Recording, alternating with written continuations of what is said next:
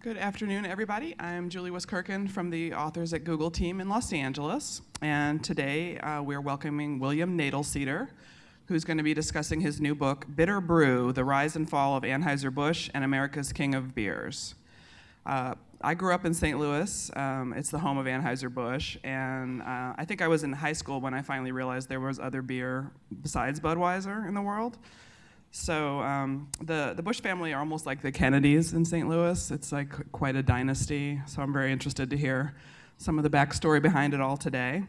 And just a little background on Bill. He spent 12 years as a reporter at the LA Times, where his groundbreaking coverage of the recording industry for the newspaper's financial section resulted in the critically acclaimed book, Stiffed, A True Story of MCA, the Music Business, and the Mafia. He's also been a television executive, creating, managing, and producing news programs for Knight Ridder, Fox, and the USA Network. At USA, he was vice president of news. His last book, I'm Dying Up Here, Heartbreak and High Times in Stand-Up Comedy's Golden Era, has been optioned for film by Jim Carrey. And today he's going to talk about Bitter Brew, so please join me in welcoming William Knoedelseder. Hi, everyone. For anybody who's wondering, my name in German is pronounced Knoedelseder. It means noodle cooker or dumpling maker.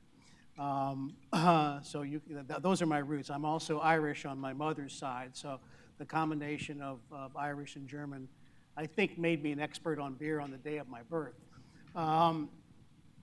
It's actually very charming that they're serving beer for you today. Not a lot of companies give you free beer in the middle of the day while you're working, and on a Monday. As it turns out, though, it's actually kind of an old school thing because Anheuser Busch used to do that back in the day, in the 1890s, when the brewery employees worked from 4 a.m. to 7 p.m. 7 days a week, just like you guys. They served them beer. They eventually bargained to get 3 hours off on Sunday so they could go to church, and they were paid between $50 and $75 a month, and 20 free beers. Not a month, a day. They got 20 free beers a day every day.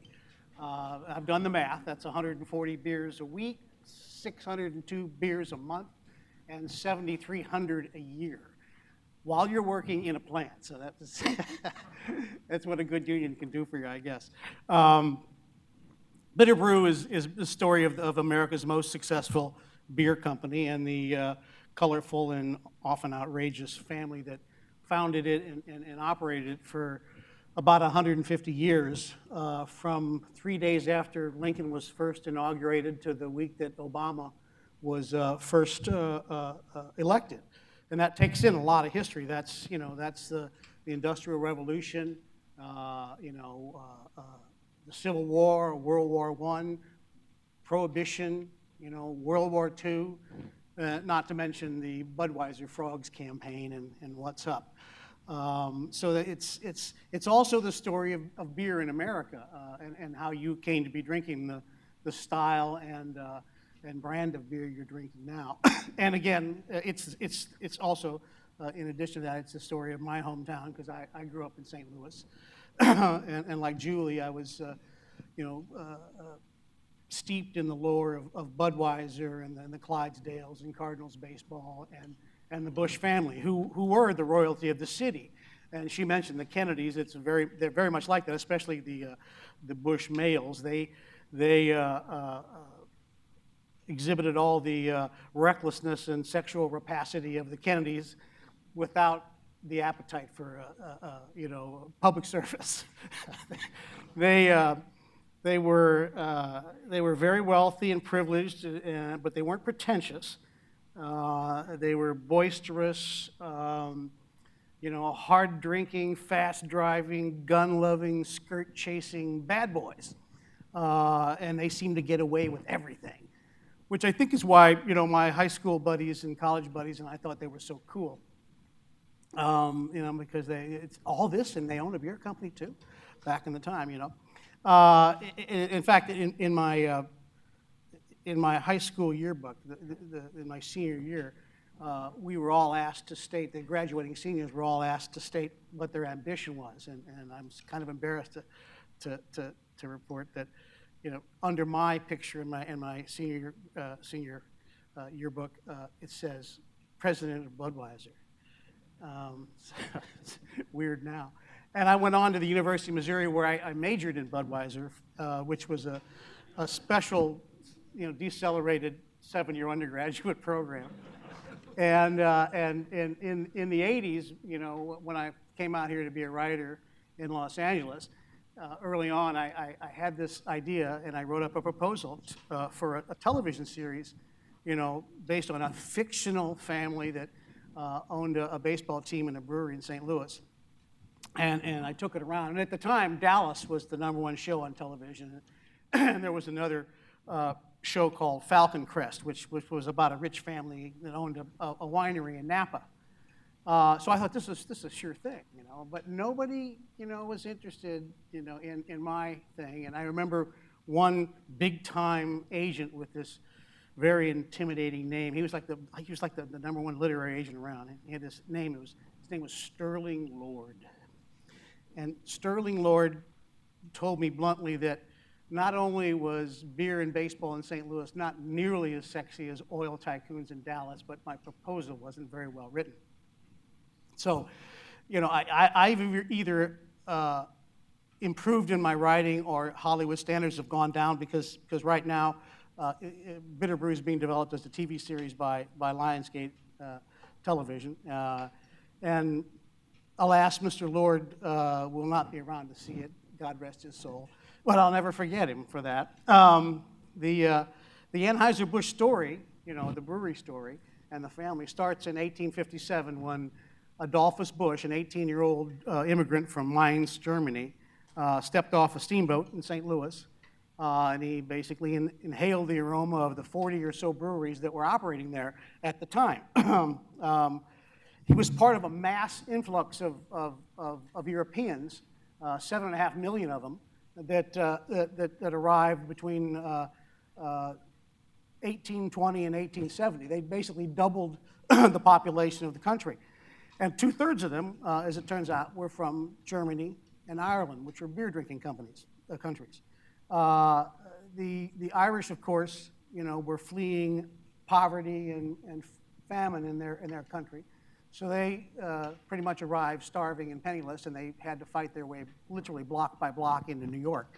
The Germans tended to be middle-class merchants who were looking for a more democratic form of government after they'd had a liberal political revolution fail, in Germany. So they arrived with some money in their pockets.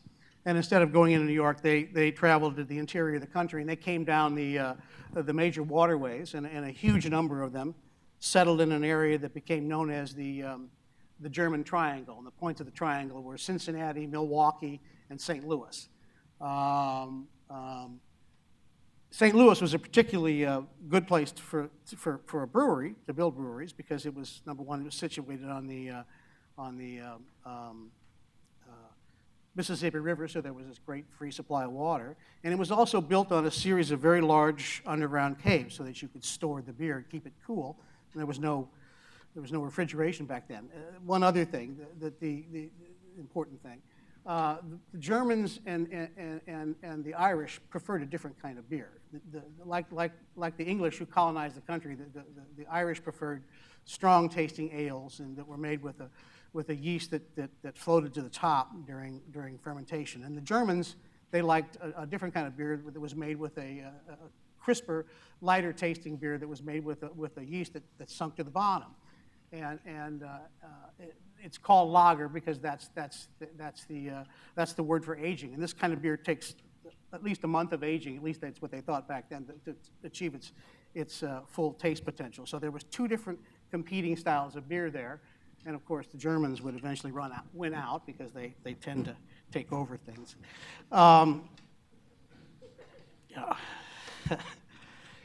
And every place they settled, of course, they built breweries, the Germans, because there was just these tons and tons of Germans pouring in, and they had to be had to be serviced. They had a big thirst for beer. That was their drink. It was not the American drink. We were not a beer drinking country. The Germans sort of made it so. And when Adolphus Busch arrived in St. Louis, it was all the beer that was made in St. Louis was consumed in St. Louis, and it was like 18 million 5-cent glasses a year. Every brewery was a local. It was a hyper-local business. You sold in the neighborhood. Every brewery was a microbrewery. Their names were invariably the name of the street they were on, the neighborhood they were located in, or the founding family. I mean, and the names of the founding families are funny if you read them today. I mean, the list is like Brinkworth, Griesedick, Feuerbacher, Heiderbreeder, Klausmann, Schlosstein, Schlops, Schnurr, Stumpf, Stiefel, Uhrig, Winkelmeyer. I mean, it's, the only one, there were like 200 breweries in Missouri at one point, early on, because every city had the same thing going on. And the only name that you would look at today at the list, and I've seen the list, the only one you would recognize is the Anheuser Busch. The rest of them have all gone away. And every now and then you'd see one Irish brewery, Mullally or Mullamphy or something like that, but it was pretty much a German thing by the turn of the century. And Adolphus was a really smart young guy. He, after a couple years of operating his own beer supply business, he married the daughter of one of his customers, who was a very wealthy soap manufacturer named Eberhard Anheuser, who had come into reluctant ownership of a failing brewery because of a bad debt. He didn't want to own it. He took it over because they didn't pay the bill. And it was called the Bavarian Brewery, and it made beer so bad that bartenders were used to people spitting it back across the bar at them all the time. And of course they weren't doing well. And Adolphus convinced his father-in-law to let him run the business and manage it anyway. And one of the first smart things he did was he acquired a recipe for a light-tasting lager beer that had been made for years by some monks in a Bohemian village of Budweiser, and it was known in the region as Budweiser. I'm sorry. There's a whole, ever since that happened, there's been like lawsuits between Anheuser Busch and the people over there, and it's gone on for 100 years, and I'm always asked at these things, well, why didn't you include that in the book, and why didn't you go into that? And the reason is simple, because it's so boring. It's just, the controversy is that he clearly paid the monks for the recipe. He brought it back here, changed it, and no one ever expected Anheuser Busch to get that big and sell beer all over the world, and they've gone back and forth with the lawsuits. One side wins, the other side wins, they appeal, it goes on, and it's just stupendously boring, and it hasn't resulted in anything yet. It's still the same. Budweiser never tasted the same as Budweiser because they changed it to make it more palatable to American tastes. I've had both, and they don't resemble one another at all, but the Budvar people, they still resent this, and they may have a case. It's just not a very interesting story to tell, so I didn't go into it. The second really smart thing that Adolphus did was he became the first brewer in the United States, and maybe the world, to pasteurize and bottle his beer so it could be shipped outside the city limits, even outside the state, without spoiling, and that changed everything. He was more of an industrialist than a brewer. He didn't much like beer. He preferred wine, and he was a proponent of vertical integration before there was a name for it. To fire his brewery, he bought a couple coal mines on the other side of the river, and then built a railway to bring the coal into the plant. He bought into the bottling company that his beer went into, and he bought into the rail car company that made the cars that took the beer to market. And he even, in the end, he controlled it all the way to the end because he bought into the saloons that would sell it. And what he would do is he sort of pioneered this. He would pay for the proprietor's alcohol license, all his licenses, his glassware, his signage, pay his rent for a few months, and he'd set him up in business with a signed agreement that they would only sell Anheuser Busch beer, his products, so he was just killing the competition, and they all had to sort of do the same thing. They had to then go out and get their own saloons and have them sell their beer exclusively, and this eventually came back to bite them all because the proprietors their partners would run brothels out of their back room, and then they would pay off the politicians and the cops to look the other way, and this would have repercussions for them, and I'll explain to you in a minute. Adolphus was right. He believed that beer was going to become the national drink, and it did turn out that way, and not just beer, but specifically lager beer. And by the time he died in 1913, I think the per capita consumption of beer had quadrupled, and America surpassed Germany as the #1 beer-producing country in the world. It was our 17th largest industry.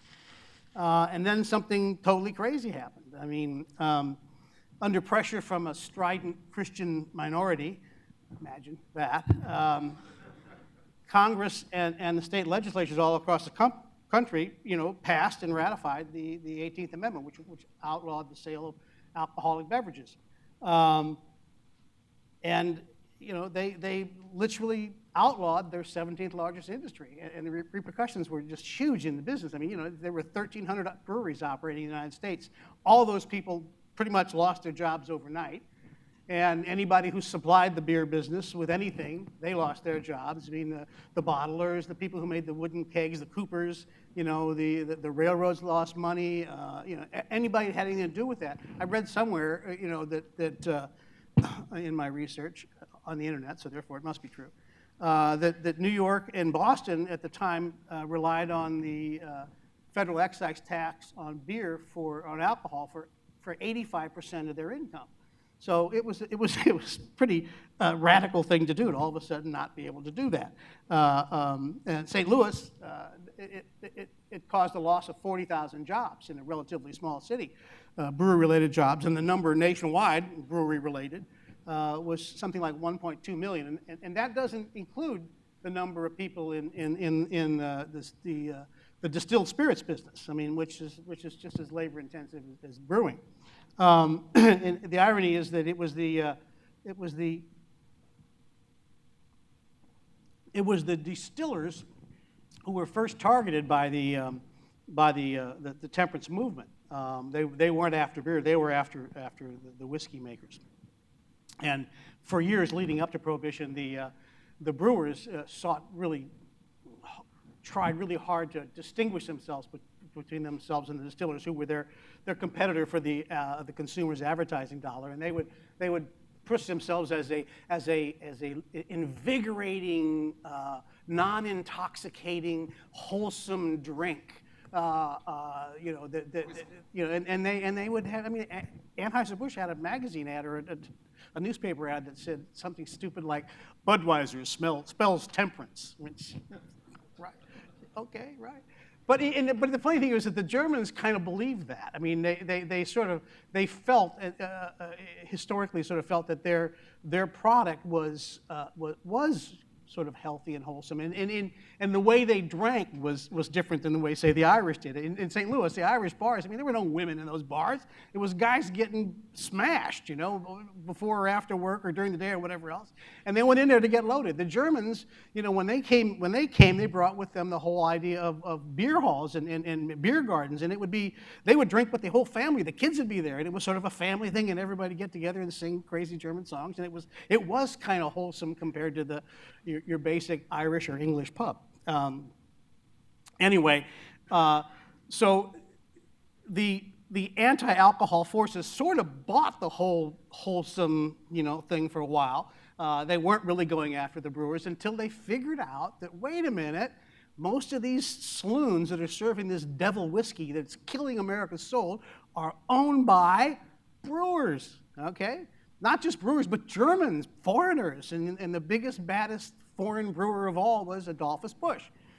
So he became, the poster boy for the anti-alcohol movement. He didn't live to see Prohibition pass, but shortly before he died, he made the pronouncement that if it did pass, it would quote ruin the whole world. Which it didn't do, but anyway, his son, who's named August Anheuser Busch, managed to keep the company operating during Prohibition by pivoting and manufacturing sort of related products that were the result of Adolphus's vertical integration. He manufactured, rail cars. He manufactured refrigeration stuff. He manufactured ice cream. He made a malt-based soft drink called Bevo, and they had a non-alcoholic version of Budweiser. And the most important thing, the most profitable thing they did was they established a baking division which sold barley malt, syrup, and yeast, and became really successful at that. And they called it the baking division, when in fact it was coincidentally branded Budweiser products, and those two ingredients were the key ingredients in the booming home brewery trade in the country, which was illegal. But so they went from being the most successful brewery to the most successful bootleg warehouse, bootleg operation in the country, and that's how they kept the company running through Prohibition. They kept 2,000 people employed when St. Louis had unemployment of 30%, and the city always. That's when the city just always remembered August Anheuser Busch for that, because he did keep it open. And then what happened then so Prohibition lasts 13 years, and when Franklin Roosevelt ran for president, he ran on an anti-prohibition thing, and in February 1933, shortly after he was inaugurated, he was eager to get people working, so he instructed Congress, he urged Congress to immediately put beer, 3.2% alcohol, back on sale in the United States, which was 8 months ahead of the repeal of Prohibition, because to repeal Prohibition, they had to ratify a new amendment to the Constitution. It was going to take 8 months while all the states went through it. But they put beer back on the market right away. And in exchange for that favor he did for them, he put some new regulations on the industry where the brewers could no longer own an interest in retail establishments. From then on and to this day, they had to sell their beer in arm's length, transactions with middlemen who were the distributors, and then they dealt with the retailers, and that was to keep the corruption out of it.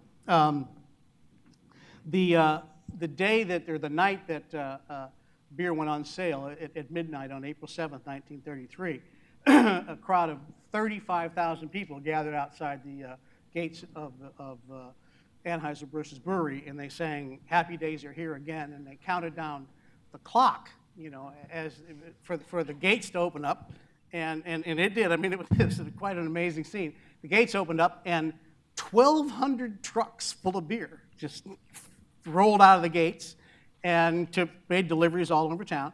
And by dawn, the citizens of St. Louis had consumed every drop. There was nothing left. And that sort of, supposedly that scene sort of repeat, what happened in other big brewing cities in the country. There was 4 or 5 of them, and so and today it's like economists sort of agree that April 1933 marked the end of the Great Recession. That's when the economy started expanding again, and it did really well for. The night that Prohibition had said, they literally had a brass band out front, and it was the whole city went crazy. But anyway, they pretty much agreed that April 33 was the end of the Depression, and beer sales soared, and the economy was on an uptick for the next couple of years. I mean. Unemployment dropped by half, and everything was going fine. Then all of a sudden, the economy hit a tailspin, and unemployment shot back up. And the reason was that there was a confluence of factors that sound really familiar today. The Roosevelt administration tried to cut the deficit by slashing government spending. Congress voted a tax hike on the rich. And the Federal Reserve sort of tightened money policy, and that produced what is known as the Great Recession of 1937. And by this time, Adolphus is gone, his son August Anheuser Busch is gone, and the guy in charge of the brewery is the third generation. He's Adolphus's grandson, August Anheuser Busch II, forever known as Gussie. And Gussie was the guy who really put the company on the map. But he was in charge in 1937, and his reaction to this downturn in the economy, if viewed from this age of egregious corporate greed, is really extraordinary, I think. And I was sort of surprised when I found this. I'll read this to you. The company announced that it was going to devote the entire 1938 advertising budget to a series of newspaper and magazine ads aimed at calming the nation's economic fears and restoring confidence in the ability of the country's institution to deal with the problems. The idea was to, quote, sell America to Americans, according to a statement Anheuser-Busch sent to its employees and the industry at large. Our challenge is more important than selling beer, more important than making profits, the statement said. The ads contained no pictures of the product, no statement about its merits. Instead, they offered patriotic pep talks that might have made Ronald Reagan blush. Each sunrise in America ushers in new opportunities to those who keep their chins up, who never lose that lusty courage and willingness that made us the most envied nation on earth, said one. Confidence sailed our pioneer forefathers across the turbulent Atlantic, said another. Confidence helped our grandfathers extend the stubborn frontier and made ours the strongest and most abundant land on earth. Confidence is now ready to take America further still. The only mention of Budweiser in the ads for the whole year came at the end. There was a tagline that said, live life, every golden minute of it, drink Budweiser, every golden drop of it. And, without question, there was self-interest behind the ads. Gussie, figured that confident wage-earning men were likely to drink more beer than fearful unemployed men. But the campaign wasn't a cynical ploy. Gussie believed in his gut that serving the public good also served the company, and that goodwill was always the best salesman. It all went back to the beginning when he told his stepfather, his Eberhard Anheuser, his new partner, he told him, he said, our business isn't making beer, our business is making friends. And Gussie believed that, to the day he died. He said that, almost every day at some point. He came to the conclusion, that the company would never go wrong by doubling down on patriotism and the public good. And this is the quote that struck me when I found it. He said, if we do something in the public interest, which at the same time is profitable to the company, then this is indeed very good business.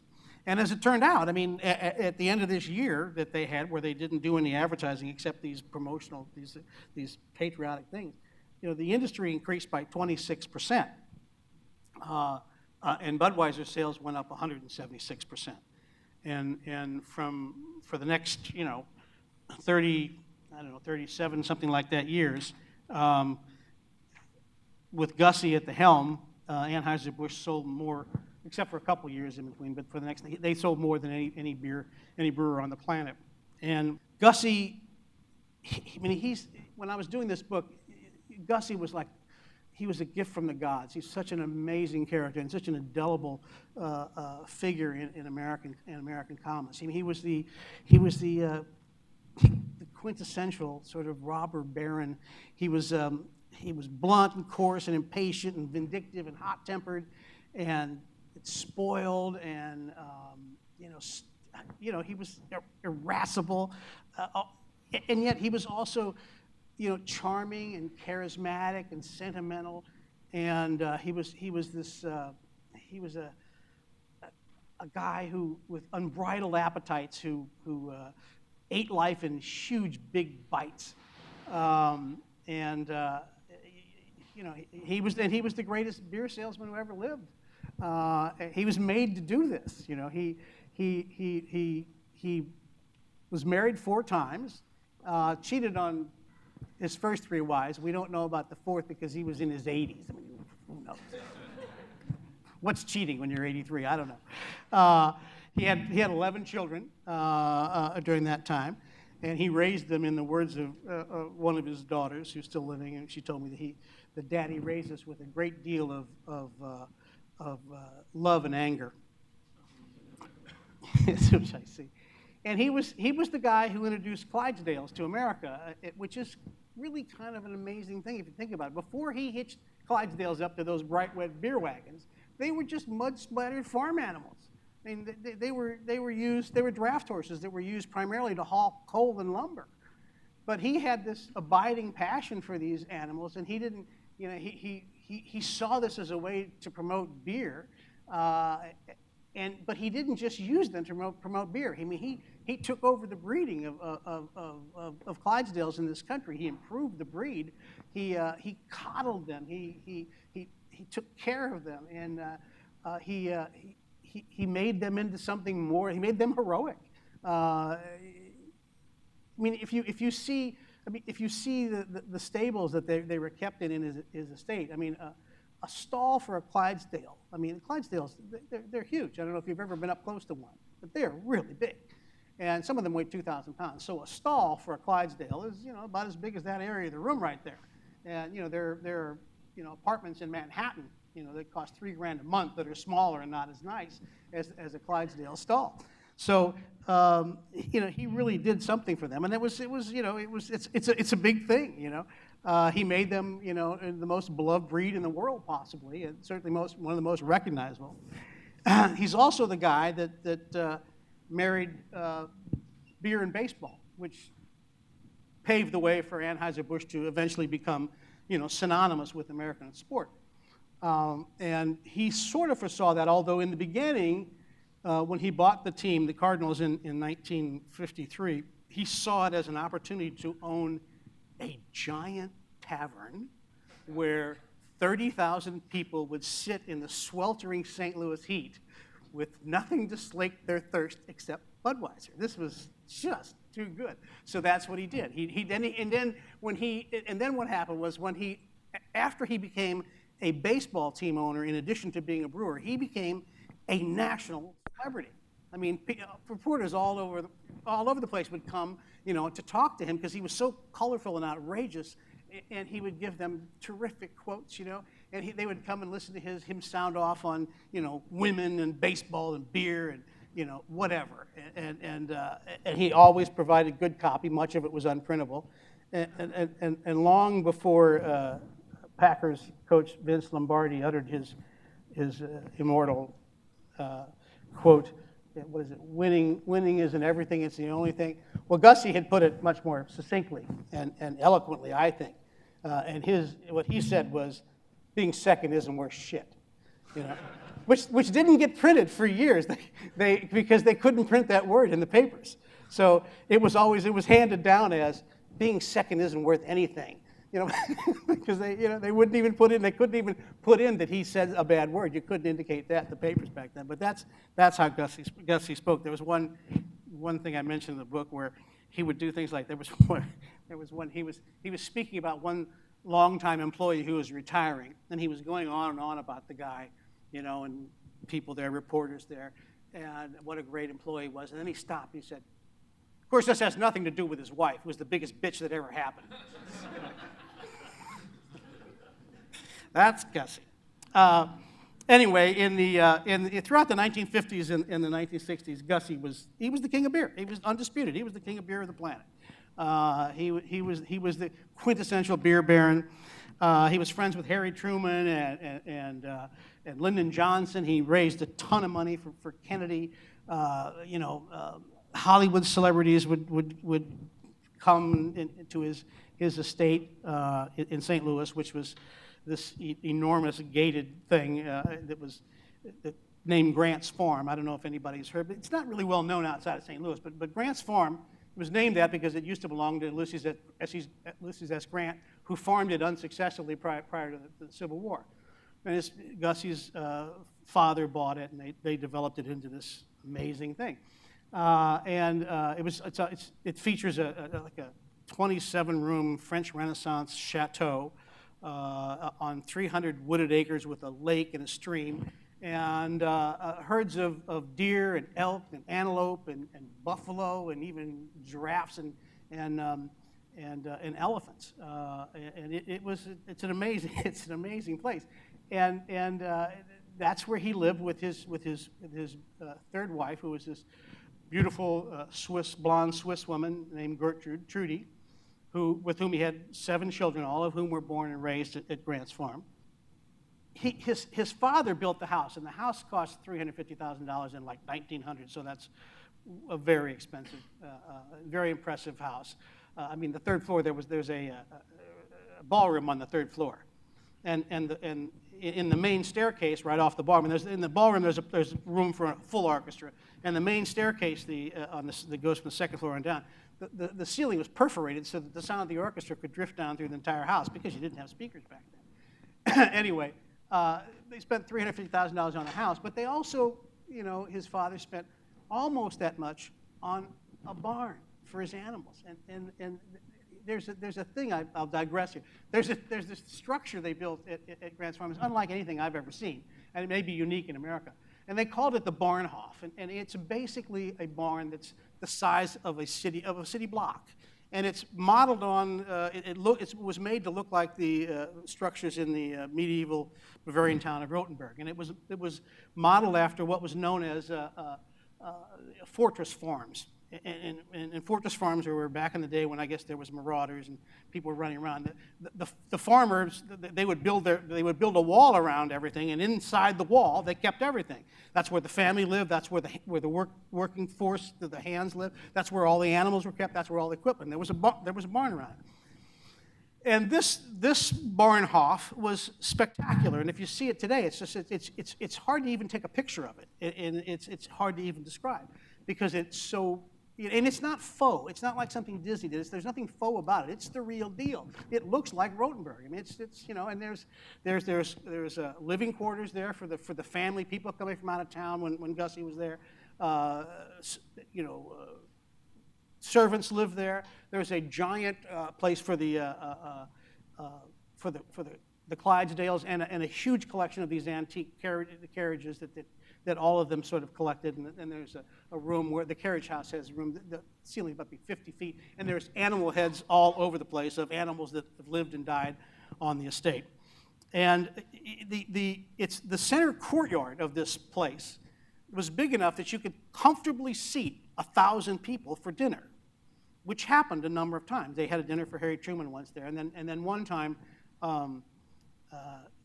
sales of beer sort of dropped off in St. Louis, and Gussie decided he was going to take care of that. So he was going to throw a party for anyone who had anything to do with selling his beer.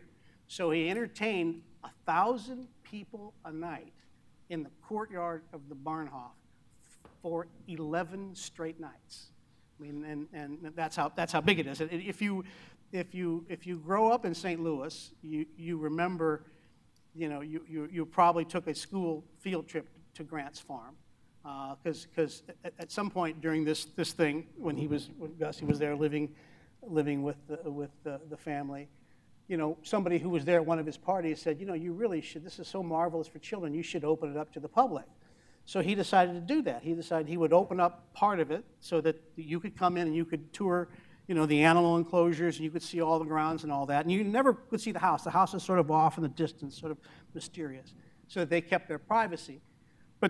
But Gussie was this attention whore. He just loved to be the center of attention. He would just walk over from the house and he would wade into the crowds, and he had a cockatoo named Cocky, okay, and pet monkeys and a baby elephant. He would do tricks like the ringmaster, and he just couldn't get enough of the attention. They would all gather around. But it was this sort of magical beer kingdom he created that you remember as a child, because you rode a little tram, and inner city kids could like literally reach out and touch a buffalo, and this is part of the legacy of the family in St. Louis, and I remember it so well, going there, and one of the most fascinating days I spent was in the course of doing doing the research on this book. I was allowed to walk around Grant's Farm and in the house and the Barnhof by myself. And it was just amazing to see, because I had all these childhood memories, and it's still there. But what it was in the 50s and 60s and into the 70s. It was Camelot. It was Gussie and his wife Trudy and the 7 kids, and the kids all worked on the place, and it was just spectacular. And then something happened that sort of changed things and led to a lot of stuff. And I'll read my final passage here about this. It was cold and raining in St. Louis on December 16, 1974. The big house at Grant's Farm was bustling with preparations for the annual party celebrating the Feast of St. Nicholas, the old world patron saint of children, and a precursor to the modern-day Santa Claus. Trudy always made a big deal out of St. Nicholas Day, the highlight of which was a visit from an elaborately costumed St. Nick, who would suddenly emerge from the trees and enter the house carrying a bag full of fruits, nuts, and presents that he poured out onto the floor and distributed to the kids.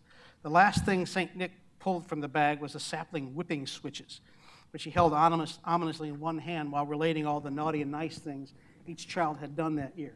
St. Nick's was usually Trudy's brother Willie, and the older kids were sworn not to tell the younger ones. I forgot to say something. I have to set this up. Bear with me a minute.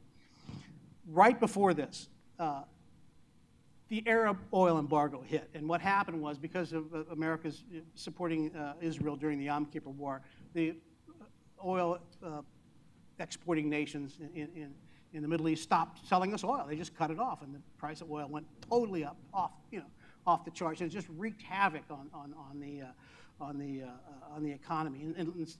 In California at the time, you could only get gas every other day, depending on whether your license plate ended in a even or an odd number, and the waits were like an hour and a half. And it hit business really hard, and everybody was losing money because, in Anheuser Busch, everything was delivered on trucks, so they were trying to cut costs. And so there was a meeting,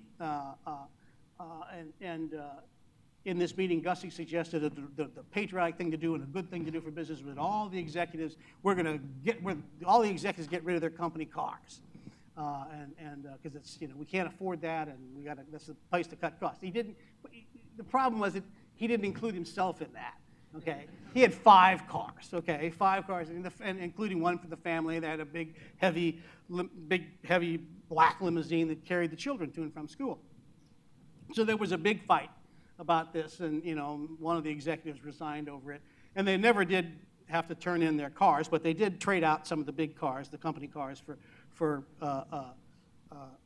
smaller cars, including the big sedan that carried the children, which they swapped out for a Volkswagen van to save money. That's the part I forgot. Back to this. At 4 p.m. that afternoon on Highway 244, just a few miles from Grant's Farm, a tractor-trailer truck skidded off the pavement and hurtled across the grass median and into the opposite traffic lanes, where it struck a car, jackknifed, and then collided head-on with a Volkswagen van carrying the 2 youngest Busch children, 11-year-old Andrew and 8-year-old Christina, on their way home from school. The 50-foot flatbed rig cut through the thin metal skin of the van like a can opener, severing the legs of the Busch family's longtime chauffeur, Nathan Mays. Andrew Busch was thrown through the front window of the van and suffered serious head injuries. Christina, who was sitting directly behind Mays, suffered devastating head and abdominal injuries. Witnesses said the little girl made it to the hospital alive only because a car carrying 5 nurses happened by the accident, and they ministered to her and Andrew until the ambulance arrived. 15-year-old Billy Busch was waiting at his school for Nathan to pick him up. When the van didn't arrive by 5, he called home and was told there had been an accident and someone else would come for him shortly. He was taken straight to St. John's Mercy Hospital, where much of the family had already gathered in a waiting room. I remember thinking, this can't be true, Billy said of the scene he encountered. Christina was in the ICU, and Mom told me they had all these wires running in and out of her, and she couldn't breathe on her own. They told me that Andrew was going to be okay, but Nathan was dead, which really upset me because I was very close to him. But I thought Christina would get better because Dad would make it all right. He would get the best doctors, and they would fix her. The most shocking thing to Billy was the effect of the tragedy on his father, who was collapsed in a chair, sobbing uncontrollably, unable to take charge of anything. I had never seen Dad like that, he said. It was like everything had been taken out of him. Gussie doted on Tina, his 11th child, born when he was 67. Blonde and blue-eyed like her mother, she was the last of the Mohicans, he liked to say. He called her his little honeybee and allowed her to climb up on his lap at the dinner table and take out his false teeth and run away with them. He always danced at her at family parties, and the sight of the 2 of them, the oldest and youngest of the Busch clan, delighting in one another, always caused people to stop and watch. Now they were both broken beyond fixing. The doctors told us that if they turned off the ventilator, then Christina probably would not survive. And if she did, she would probably be a vegetable anyway, recalled Adolphus IV. But Mom and Dad kept her on it for 11 days to explore any possible scenario. They were looking for some expert somewhere who might say there's a chance. There was no chance, however. On December 17th, the ventilator finally was turned off, and the baby of the Busch family died, along with a big part of her father, who would never fully recover. I understand why Dad felt so bad, said Billy, but I thought he would come back. Instead, from what had been an incredibly happy family where everything went so wonderfully, it all began to fall apart. Now, this struck me because, you know, this is a story about a business, but it's also about a family, and that's the one thing that I really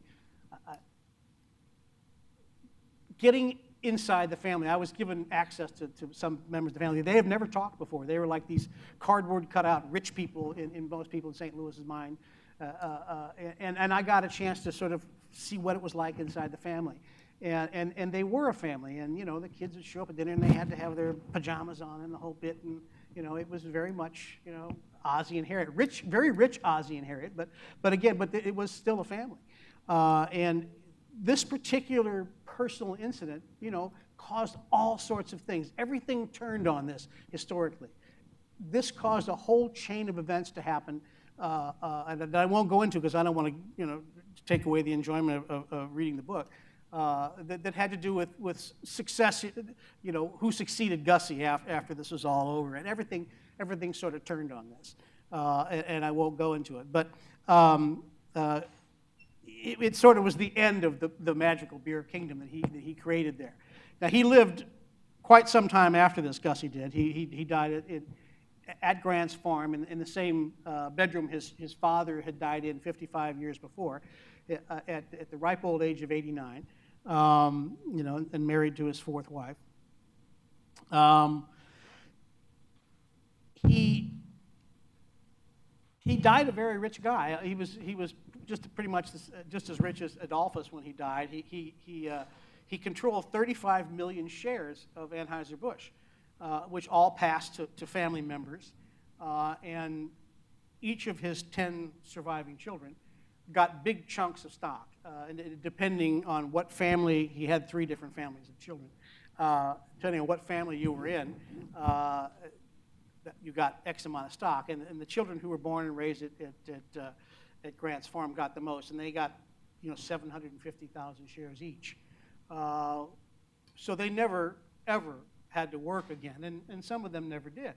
And the stock split a whole bunch of times, not a whole bunch, but you know, half a dozen times after Gussie died. And the only one of them who never sold a share of his stock, he was just determined he wasn't going to sell it because his dad never sold a share in his whole life. I'd never sold a share. The others all diversified, but it was Billy Busch who held on to every share. And so when the company was bought out in 2008 for $70 a share, Billy Busch, you know, reaped this huge, you know, fortune. He made like $100 million.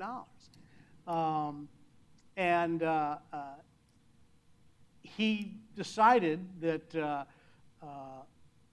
he didn't like the idea. He'd never worked for the brewery, but he decided he didn't like the idea that after 150 years of being part of the community, and Anheuser Busch, you can't walk, you know, 4 blocks in St. Louis without Anheuser Busch's name on something that they've donated money to. He didn't like the idea that they weren't in the business and they weren't part of the community anymore, and they were just rich people. So he took a chunk of his inheritance, and he invested in a beer company, which makes the beer that you're drinking right now, and that Julie went to considerable trouble to get, because it's only sold, by the way, in Missouri and Illinois. And it's the William K. Busch Brewing Company, and it's the only beer that I know of, I think that's made according to these ancient Bavarian laws that says that beer can only have 4 ingredients: water, hops, yeast, and barley. That's it. So, for what it's worth. And so, for me, it was like a nice coda to the story. I mean, the arc of the story from Gussie and the magical beer kingdom to the buyout. There's a lot of tragedy in it and a lot of ugly stuff that took place.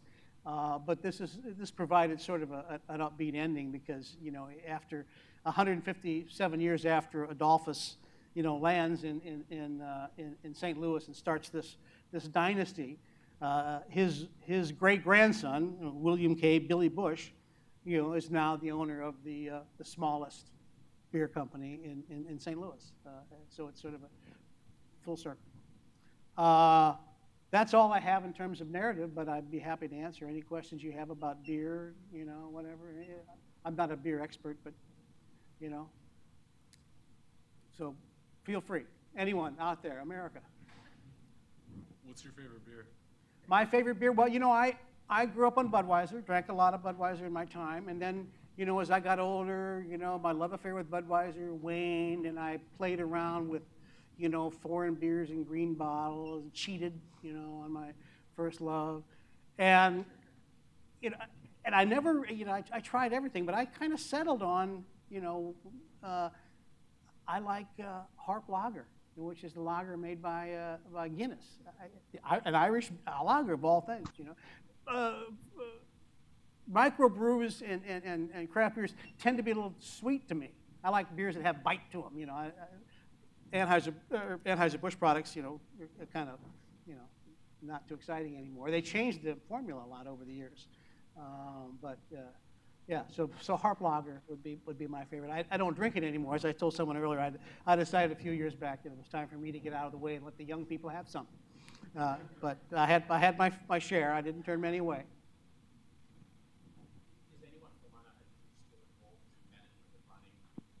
Well, there's probably some guys from Anheuser Busch. I mean, everybody cashed out for a lot of money. The family, nobody in the family is. They don't. They've all moved on.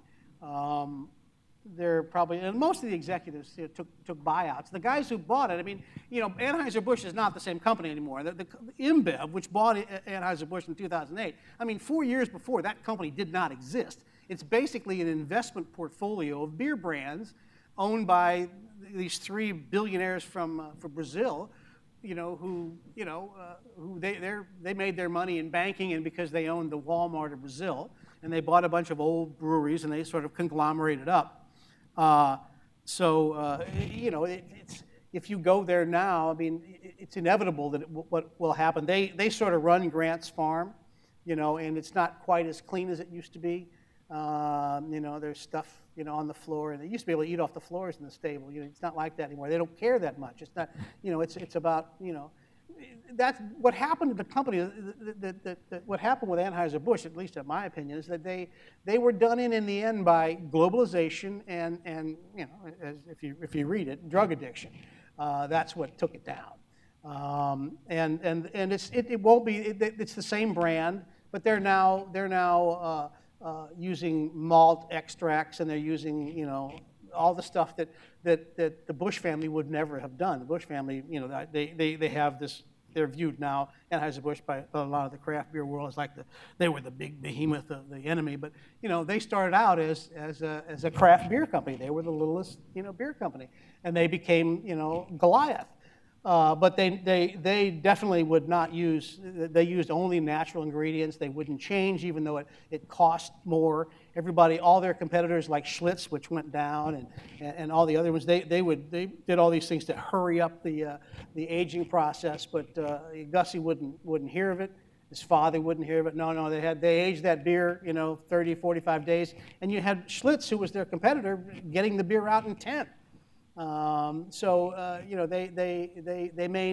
maintain quality, and it's not going to be like that anymore. You may not like the beer, but they did stand for that, and it was they maintained, whether or not you like the taste, they maintained quality, and that's sort of changed, and they're not as connected to the. I mean, it's all about. I mean, if you think about it, I mean, there was since I wrote the book, and I may even have that in there. Yeah, I do have it in there. It's this. The guys who took over, the Brazilian guys, when they bought Anheuser-Busch, in order to buy it, they went into debt. Okay, they borrowed all this money, $50-some, $1 billion, I don't know what it was, and then they had to pay that down. Okay, so they had to cut costs, and they negotiated contracts that paid them bonuses based on how much cost cutting they did, not how much beer they sold.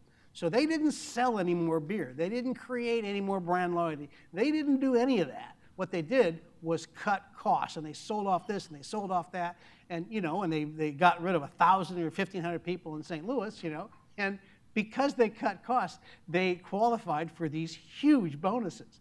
And the one guy, Carlos Brito, I mean, when this came out, it was sort of shocking.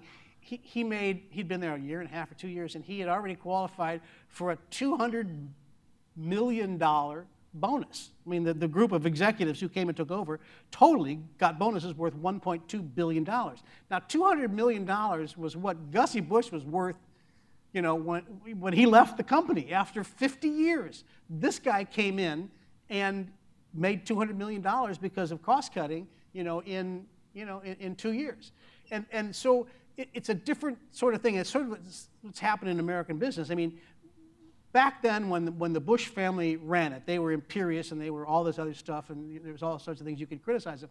But the company wasn't just about trying to return the highest possible investment rate of return to investors. It was about all kinds of other stuff.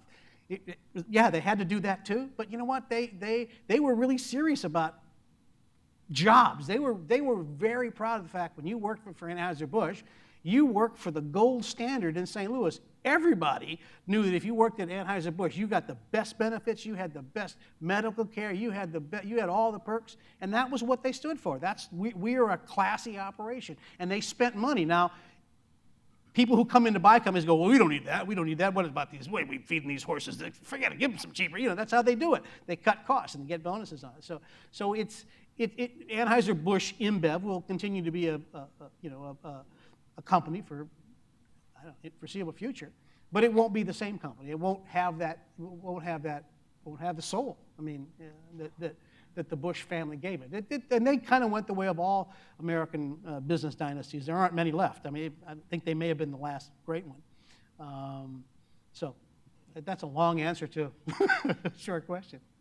Talk about the brew pub thing, because you said that you can't produce beer and also only establishment that sells it. So how does it work if you have a brew pub where you actually have the brewing equipment there and then you have a bar and it's like Craft City Brew? I don't know. There must be some sort of he's asking about the out there. Huh? It's changed in the past many years. What? It's changed in the past many years. Okay, all right. Yeah, I don't know that. He's asking about why you can own a brew pub and sell your own beer. I think if it's probably there's some rule that if you bake it right there, you can sell it right there, but you can't sell it. No, you need a retail license. If you have a retail license, then you can sell beer on the premises. But Anheuser Busch can't. Because they're big manufacturers. Yeah, they can't sell their beer on their property. They can give it away, but they can't sell it. They do give it away somewhat. If you go through the Anheuser Busch plant in St. Louis, you get some free beer at the end.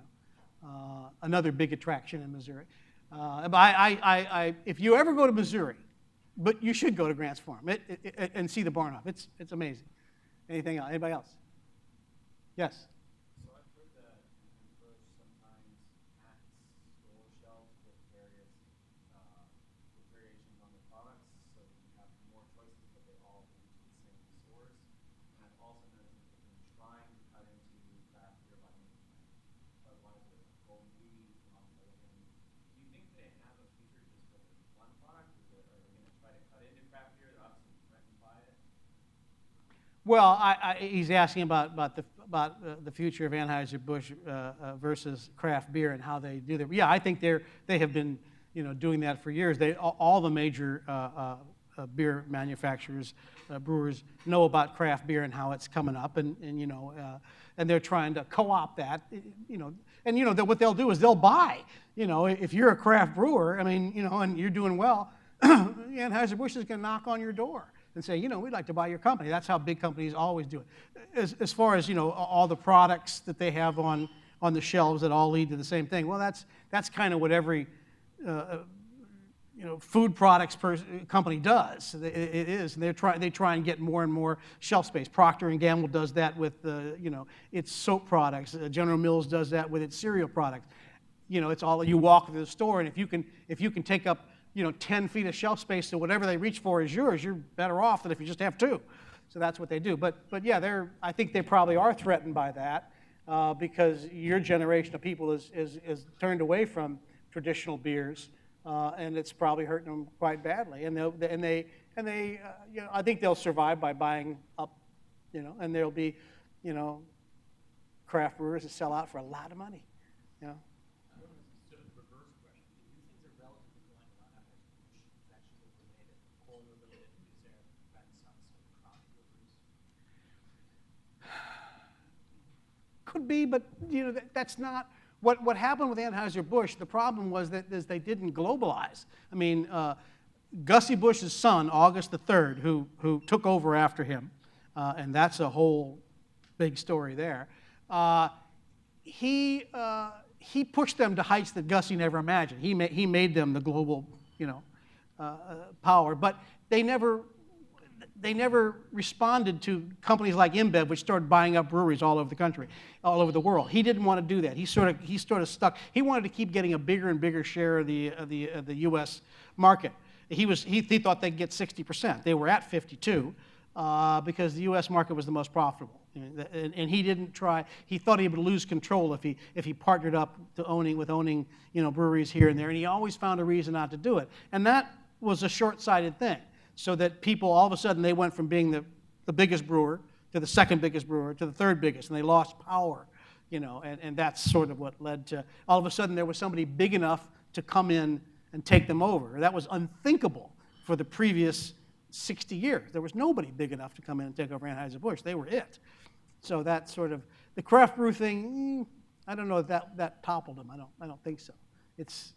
And I don't think it'll topple them now. I mean, I think that it'll get bigger and bigger. But if you took all the craft brewers in the country and put their output up against the two big beer companies, that's they're not. I'm listening to it toppled as a craft brewer, but we think just because it shrunk relatively, it's actually less craft brewers. Yeah, well, it could be. I mean, yeah, and I think that's there's a big future in craft brewing, and because that's. I mean, beer is now a thing where you pair certain beers with certain foods. Nobody thought about that back when they were coming up with Bud Light, let me tell you. Bud Light goes with anything because it doesn't taste like anything. Anybody else? Out there in America, anybody? That's it. Thanks for coming, everybody.